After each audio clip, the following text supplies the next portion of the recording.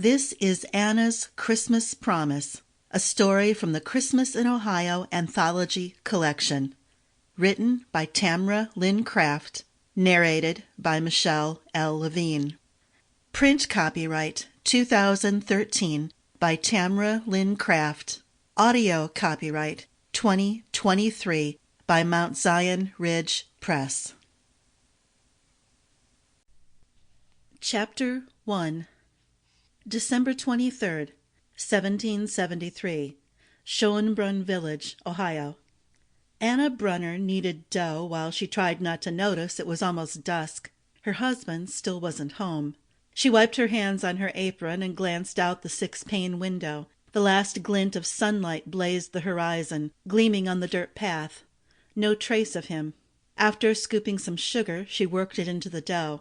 She tried to keep her mind on the Christmas Eve love feast and all the work she had ahead. She'd been honored with the mission of making the sweet buns, and would be one of the diners serving the meal at their newly built church.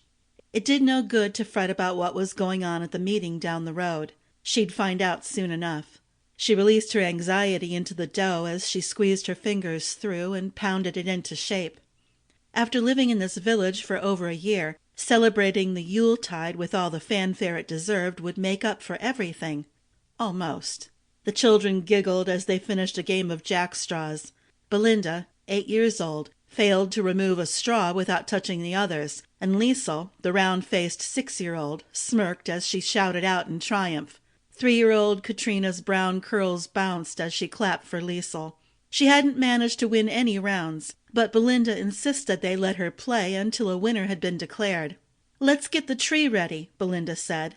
The girls threw the wheat straws in a basket and dashed to the wooden pyramid frame their father had built. Large boughs were stacked in the corner of the room.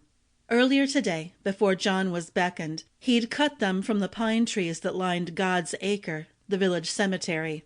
Anna was glad Moravians didn't cut down trees and drag them into houses the way some did, leaving ugly wood stumps where the trees grew. By using the frame built from wood and boughs cut from limbs, they still managed to build a nice Christmas tree without damaging any trees. Once all the limbs were in place, the girls would decorate it with scripture verses written on pieces of paper and pure white beeswax candles, with red ribbons tied around them to represent Jesus, the light of the world, who shed his blood on the cross. Maybe this year will be better, she thought. Anna's thoughts drifted to when her husband announced his decision to move to the Ohio wilderness. She had been livid. Many Lenape were forced to move west. Sample complete. Ready to continue?